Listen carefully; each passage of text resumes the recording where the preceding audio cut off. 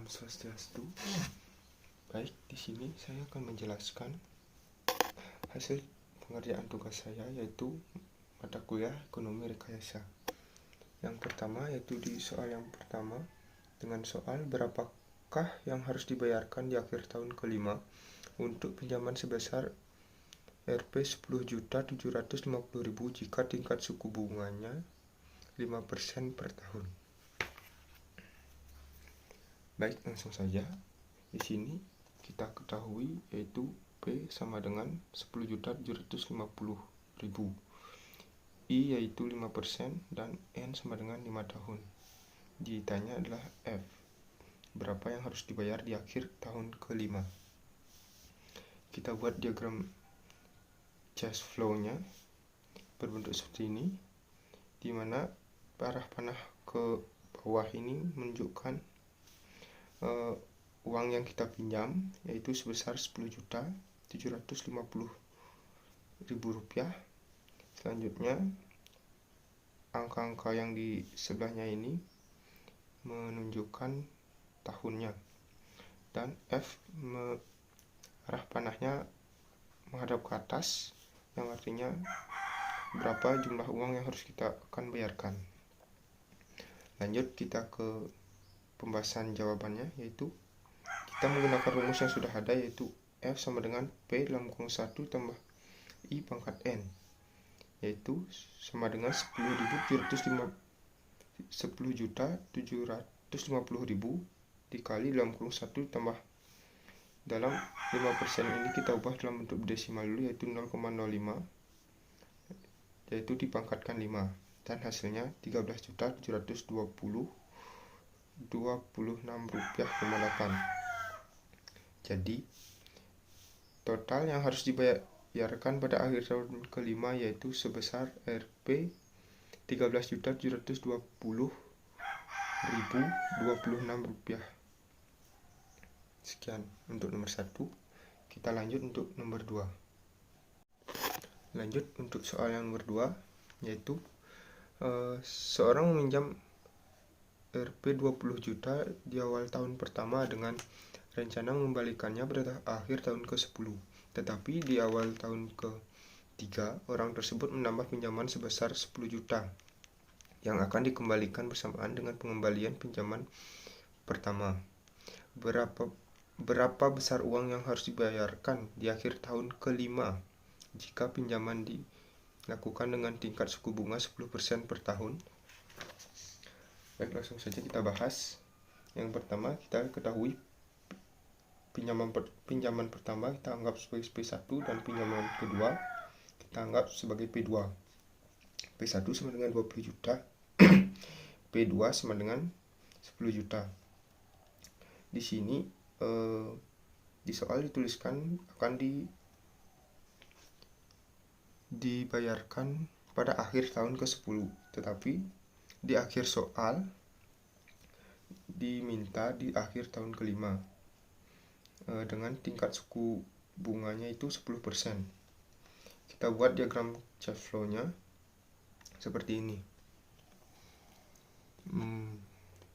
Di angka 0 arah panahnya ke arah bawah, yaitu P1.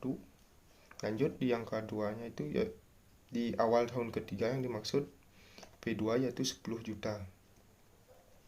Dan di akhir tahun kelima yaitu F-nya yang akan kita cari sekarang dengan tingkat suku bunganya itu 10%. Lanjut untuk tahap pembahasannya. Yang pertama untuk P1 yaitu 20 juta, I sama dengan 10% dan N-nya itu 5 tahun. Karena diminta tadi di soalnya yang harus dibayarkan di akhir tahun kelima. Jadi langsung saja masuk ke rumus. F sama dengan P dalam kurung 1 tambah I pangkat N sama dengan 20 juta dikali 1 tambah 0,1. Seperti biasa untuk 10%-nya kita buat desimal dulu, dipangkatkan N, pangkatnya itu 5, yang menghasilkan 32.210.200.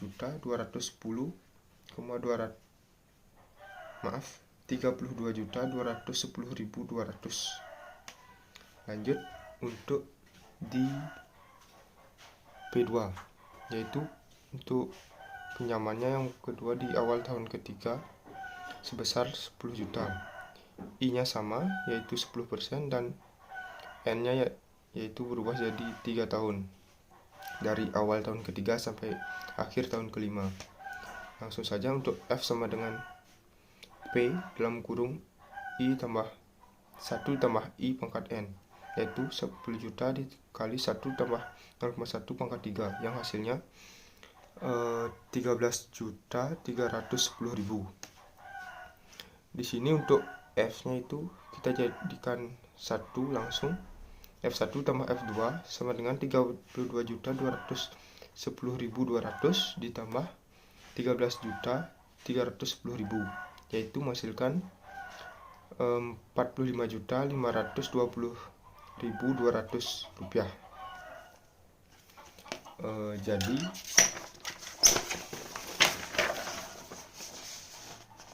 total yang harus dibayarkan pada akhir tahun kelima yaitu sebesar Rp 45.520.200 rupiah.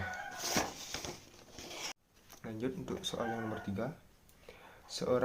Seseorang menginvestasikan sejumlah uang di awal tahun pertama, dan di awal tahun ketiga orang tersebut menambah investasinya sebesar 1,5 kali investasi yang pertama. Jika tingkat suku bunganya 10% per tahun dan dikehendaki nilai investasinya menjadi 10 juta di akhir tahun kelima, berapa besar investasi yang dilakukan di awal tahun pertama dan di awal tahun ketiga? Baik, langsung saja kita bahas. Di sini kita ketahui bahwa F sama dengan 10 juta dan I-nya yaitu 10%, dan untuk N sama dengan 5 tahun. Untuk P yang pertama kita tidak ketahui, dan P yang kedua yaitu 1,5 dari P1. Di sini kita buat untuk diagram cash flow-nya terlebih dahulu. Untuk di sini arah panahnya untuk P1 yaitu arah ke atas, yaitu uang yang kita akan investasikan, dan untuk P2 juga arahnya ke atas. Di sini untuk F-nya arahnya ke bawah karena kita akan mendapatkan uang sebesar 10 juta di akhir tahun kelima. Di sini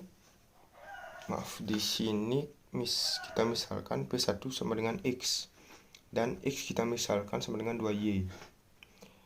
P2 sama dengan 1,5X, yang artinya 1,5 kali 2Y sama dengan 3Y.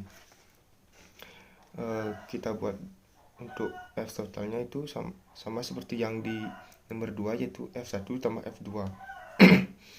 Pertama kita cari F1 nya dulu. F1 sama dengan P1 dalam kurung, masuk aja ke rumus yang tadi, F1 sama dengan P1 dalam kurung 1 tambah I pangkat N sama dengan P1 nya kita masukkan 2Y, 2Y dikali 1 tambah 10% pangkat 5 sama dengan 2Y dalam kurung 1,1 pangkat 5, yang hasilnya 2Y dikali 1,610 sama dengan 3,221Y. Dan untuk F2 nya kita buat P2, P2 dikali 1 tambah I pangkat N, sama seperti rumusnya yang tadi. P2 kita masukkan 3Y dikali 1 tambah 10% pangkat 3. Kenapa pangkat 3 di sini? Karena P2 nya itu dimulai dari awal tahun ketiga sampai akhir tahun kelima. Lanjut saja sama dengan 3Y dikali 1,1 pangkat 3 sama dengan 3Y dikali 1,331, yang menghasilkan 3,993Y. Lanjut, kita masukkan persamaan tadi. F total sama dengan F1 tambah F2, yaitu F yang kita ketahui yaitu sudah 10 juta sama dengan 3,211Y ditambah 3,993Y. Sini kita operasikan saja langsung. 10 juta sama dengan 7,214Y. kita keluarkan Y menjadi 10 juta dibagi 7,214, yaitu mendapatkan hasil 1.386.193.513. Di sini kita masukkan variabel 2Y karena kita sudah ketahui nilai Y, yaitu 100.386.193,513. Itu kita masukkan saja P1 sama dengan 2Y sama dengan 2 dikali 1.386.193,513, yang hasilnya yaitu 2.772.387,025. Selanjutnya untuk yang B2, sama dengan 3Y. Kita masukkan saja, yaitu 3 dikali 1.386.513,513 sama dengan menghasilkan yaitu 4.158.580,539. Jadi besar investasi di awal tahun pertama yaitu sebesar P1 yang nilainya 2.772.387,025. Sedangkan dan di awal tahun ketiga yaitu jumlahnya 4.158.580,539 rupiah. Sekian video dari saya. Saya ucapkan terima kasih. Saya tutup dengan pemesan Om Santi Santi Santi Om.